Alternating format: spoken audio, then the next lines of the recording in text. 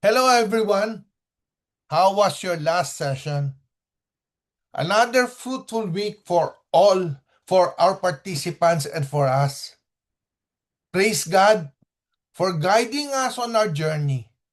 Going deeper into our journey was truly edifying as we, the life coaches, learned many things from our participants and especially from God, who guided us to take inventory of ourselves.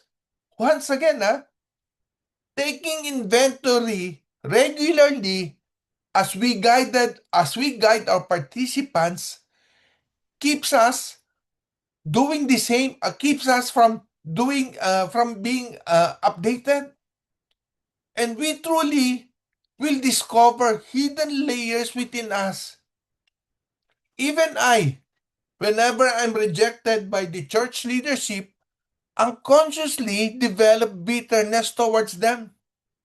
When I do not get what I want from my own team, I interpret it as rejection, becoming bitter, and if left unattended, that bitterness eventually grows into resentment, which will show in my attitude towards them and affect the ministry, just like a weed left unattended in a garden.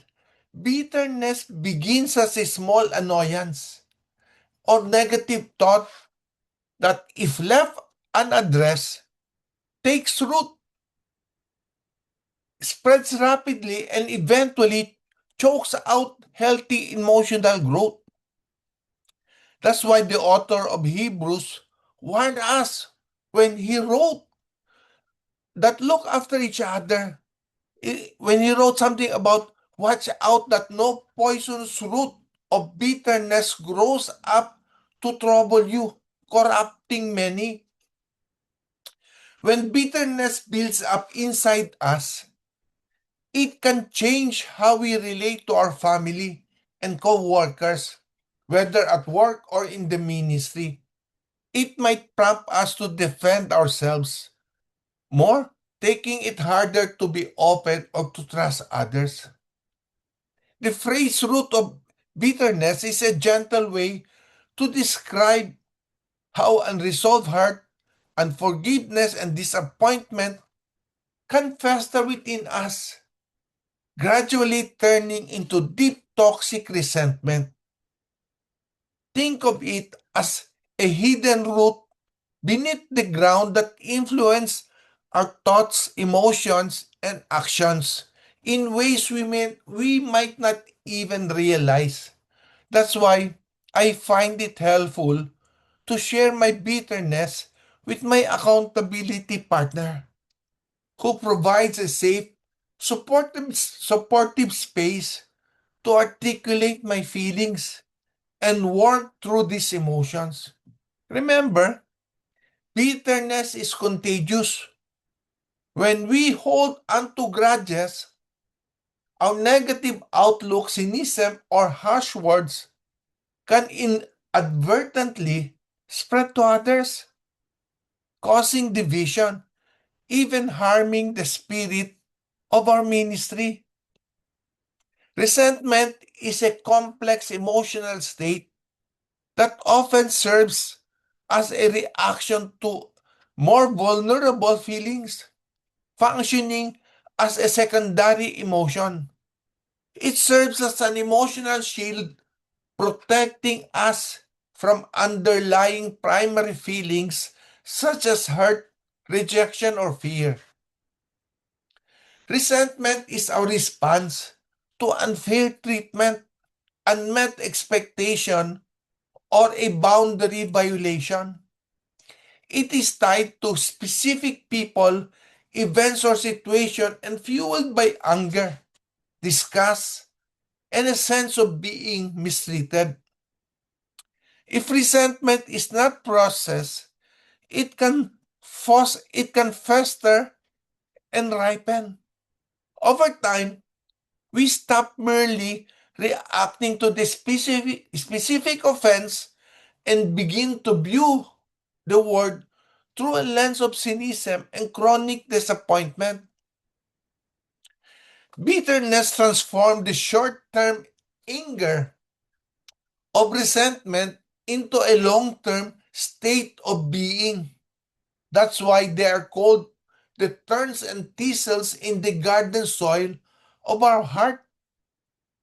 Moses issued a warning, a serious warning to all of us through the Israelites, cautioning them against the dangers of secret idolatry, stubbornness, and complacency. The verse that he said encourage us to protect our hearts from turning away from God and worshiping other idols.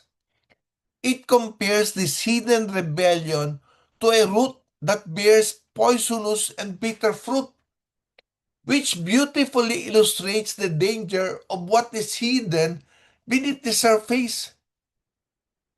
The image of thorns and thistles serves as a reminder of resentment and bitterness, those hidden weeds that can harm our hearts and block growth. Just like weeds, they flourish in untended soil. Resentment and bitterness take root when hurt, anger, or communication are ignored and left unresolved.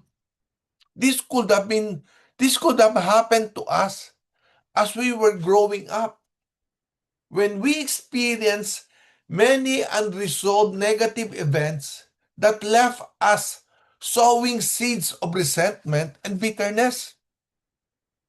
A small seed of offense can grow into a massive thorn bush if left unchecked, and simply trimming the top won't do much. They tend to grow right back. The same applies to resentment.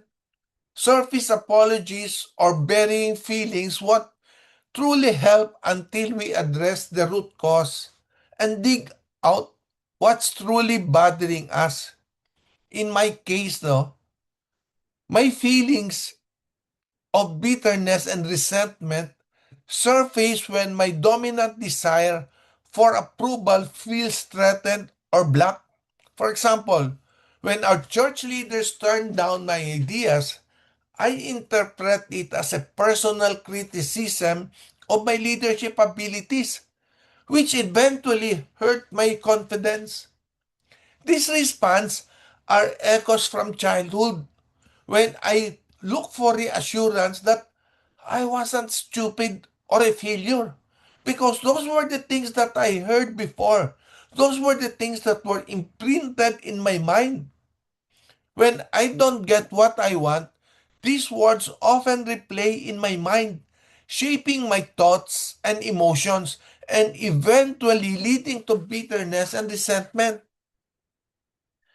This reaction is usually rooted in unresolved issues from my childhood that I haven't yet addressed.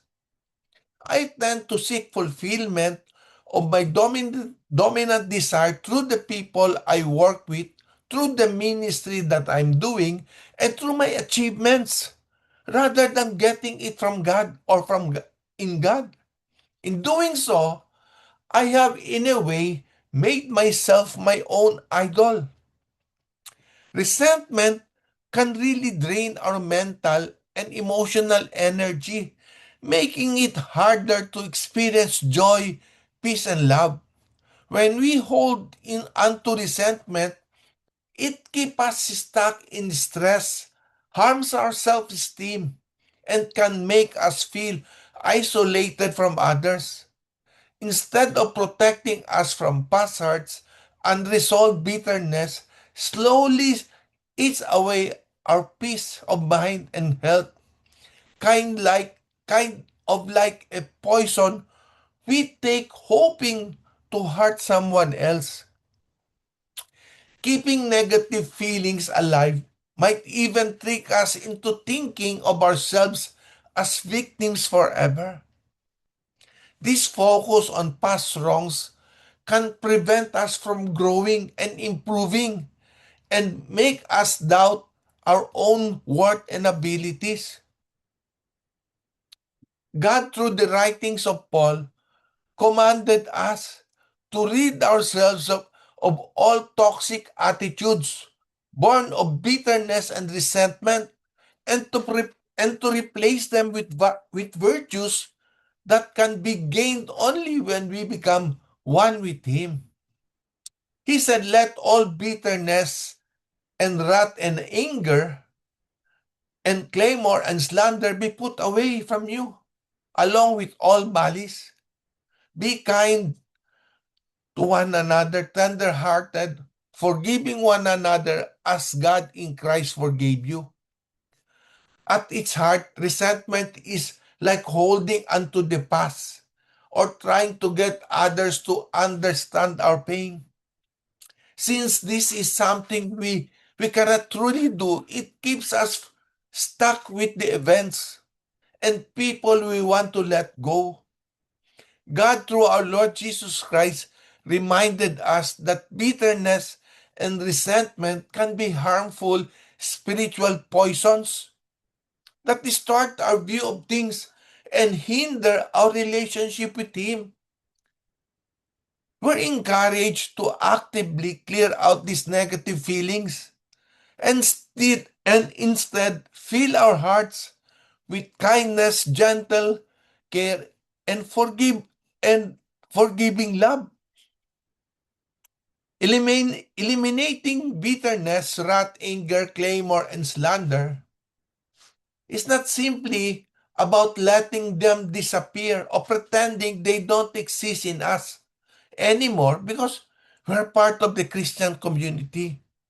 Keep in mind that these are internal feelings ingrained in us over a long period of time.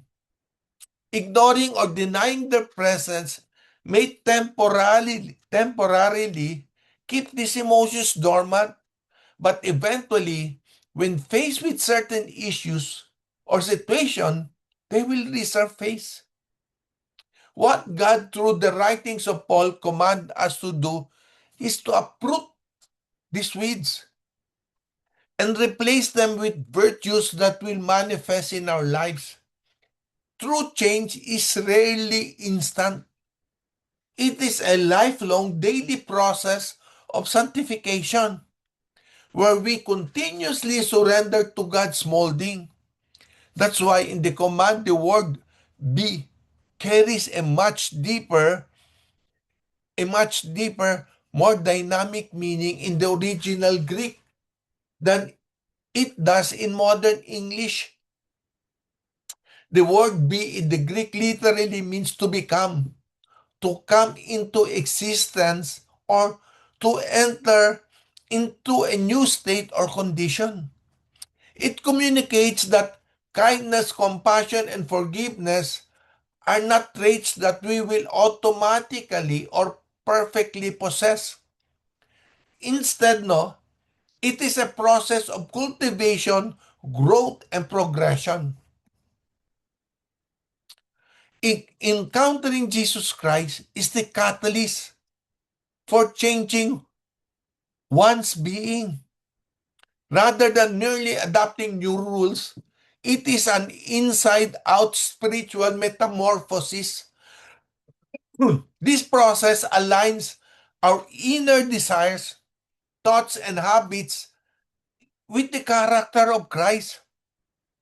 According to Paul, when he wrote in Ephesians chapter 3, verse 16 to 17, sabi niya, he said, that according to the riches of His glory, He may grant us, you and me, to be strengthened with power through His Spirit in our inner being, so that Christ may dwell in our hearts through faith, that we, being rooted and grounded in love. This is not something we passively wait, but a deliberate choice to allow God, through Jesus Christ, to renew our hearts by the Holy Spirit, by the power of the Holy Spirit. When facing disappointment, pain, and rejection, Our instinctive reaction should not be impulsive anger, frustration, or further disappointment. Instead, we should focus on recognizing the emotional memories associated with these feelings. This can be difficult because our responses are often hidden beneath layers of lies and rationalization that we need to uncover and understand as part of the belief system that we have built to protect ourselves from pain. Emotional memories are some of the most powerful forces in our lives. They act as survival tools, influence our decisions, help us avoid future pain, and form the basis of our identity. These beliefs are closely linked to emotional memories, which explains their strong lasting influence on our perceptions, choices, and daily actions. Since these beliefs originate from instinct and deep emotions, they tend to operate automatically, often before our logical mind intervenes.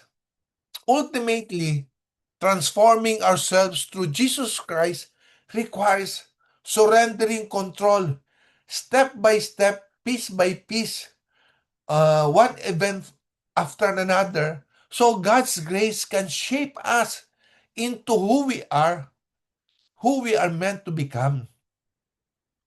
Only Jesus can guide us through this painful process because this is true because every time we pull out the thorns and thistles, the surrounding plants are affected and it hurts our hearts. So we need Jesus Christ so much in this process. So it is a daily practice, a daily event that happens to us. May you have a fruitful session ahead of you. May God continue to bless you. May you continue to grow in Jesus Christ. Thank you, everyone, and see you again.